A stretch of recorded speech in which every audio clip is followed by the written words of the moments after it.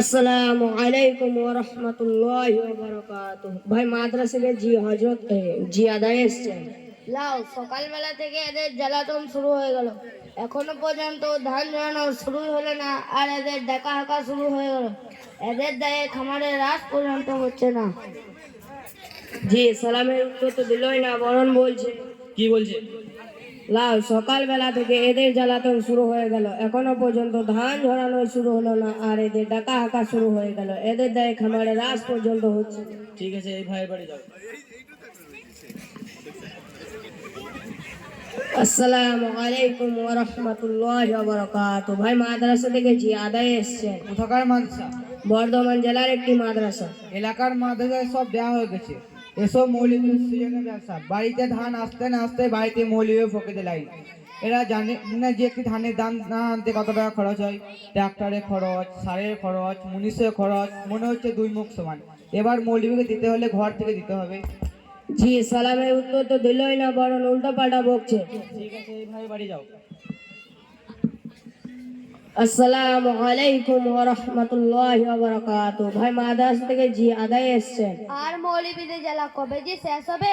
ধানের সিজনে তো আছেই, আবার রোজাতেও শুরু করেছে। রোজার সময় বলছে ঘরের বিবিদের সোনা রূপা জিনিসের যা দাম হবে তা থেকে শতকরা 1.5 টাকা লাগবে। তারপর ব্যবসার মালেও তাই। আর কি জ্বালার কথা শোনাবো? ব্যাংকে জমাকৃত টাকা পর্যন্ত তারা ছাড়ছে না, সেখানে বলছে শতকরা 1.5 টাকা লাগবে।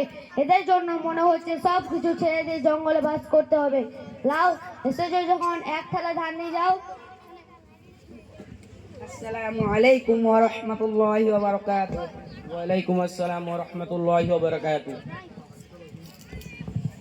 জি সালামের উত্তর তো দিলই না, বরং উল্টো পাল্টা বকছে। কি বলছে বাবু? আর মৌলবীদের জ্বালা কবে যে শেষ হবে? ধানের সিজনে তো আছেই, আবার রোজাতেও শুরু করেছে। রোজার সময় বলছে ঘরে বিবিদের সোনার উপর জিনিসের যা দাম হবে তা থেকে শতকরা 1.5 টাকা লাগবে। আর ব্যবসার মালেও তাই। আর কি জ্বালার কথা শোনাবো?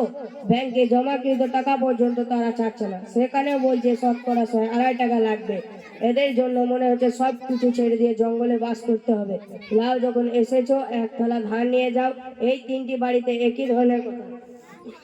ঠিক আছে মুজাফফর ভাই, ঠিক আছে আরিফ ভাই, ঠিক আছে ফাইল ভাই। আসসালামু আলাইকুম ওয়া রাহমাতুল্লাহি ওয়া বারাকাতুহু। ওয়া আলাইকুম আসসালাম ওয়া রাহমাতুল্লাহি ওয়া বারাকাতুহু। আপনাদের ব্যবহার সব কথা শুনলাম, তবে শুনুন ভাই, আমাদেরকে আল্লাহ তাআলা জমি জায়গা প্রতিনিধি করেছেন। যেমন আপনারা এখন মালিক হয়েছেন, আপনাদের পূর্বে বাবা দাদা পার দাদা সাকার দাদা লাকার দাদা মালিক ছিলেন।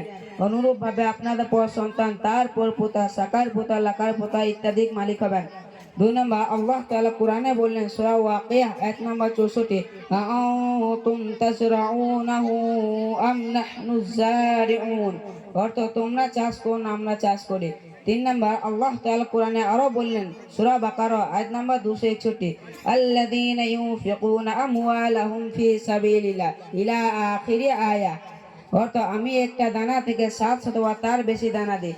4 নম্বর, আল্লাহ তাআলা কোরআনে আরো বললেন সূরা আনআম আয়াত নম্বর 141, ওয়া মিনাল আনআমি হামুলাতান ওয়া ফারুশা ইলা আখিরি আয়া, দিয়ে দাও তাদের হক যেদিন তোমরা ফসল ঝাড়াবে।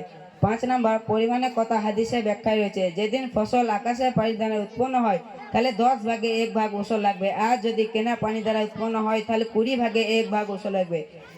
এটা মালিকের হুকুম এবং এটা মালিকের খাওয়া হারাম। এখনকার মালিকরা মনে করছে এটা আমাদের সম্পদ, এরা আমাদের কাছ থেকে ছিনিয়ে নিচ্ছে, একে হবে জাকাতের হুকুম। 7 নম্বর, মোট কথা হলো আপনাদের দরিদ্রতার সাথে একটা অংশ রয়েছে। ভাইজান, আমরাও আপনাদের মতো জমির মালিক। আমরা নিজের সাথে আপনাদের কাছে আসিনি, বরং আমরা আল্লাহর দ্বীনকে বাকি রাখার জন্য আপনাদের কাছে এসেছি। নবী সাল্লাল্লাহু আলাইহি সাল্লাম সাহাবায়ে কেরামদের রাদিয়াল্লাহু তাআলা আনহুকে যাকাত আদায় করতে পাঠিয়েছিলেন। নবী সাল্লাল্লাহু আলাইহি সাল্লাম বলেন, যাকাত না দিলে তার সম্পদকে কিয়ামতের দিন আল্লাহ তাআলা সাপ বানাবেন এবং সেই সাপ তার চওয়ালকে চিরতে থাকবে আর বলবে, আনা মালুকা আনা কানজুকা, অর্থ আমি তোমার মাল, আমি তোমার সম্পদ। আল্লাহ তাআলা কোরআনে আরো বললেন সূরা আনআম আয়াত নাম্বার 141, তোমরা হারামকে হালালের সাথে মিশাও না। আমরা যেদিন ধান ঝরাবো সেদিন আমরা আলাদা বস্তায় হিসাব করে তাদের অংশ রেখে দেবো। আর যদি টাকা হয় তাহলে টাকা হিসাব করে তাদের অংশ রেখে দেবো। আর যদি টাকা বা ধান দেওয়া শেষ হয়ে যায় তাহলে দুটো মিষ্টি কথা বলবো, কেননা উলামারা হলেন নবীর ওয়ারিস।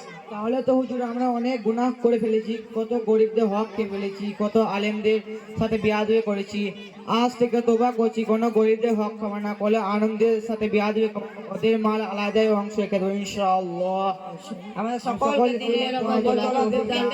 সকলে বলি আল্লাহু আকবার।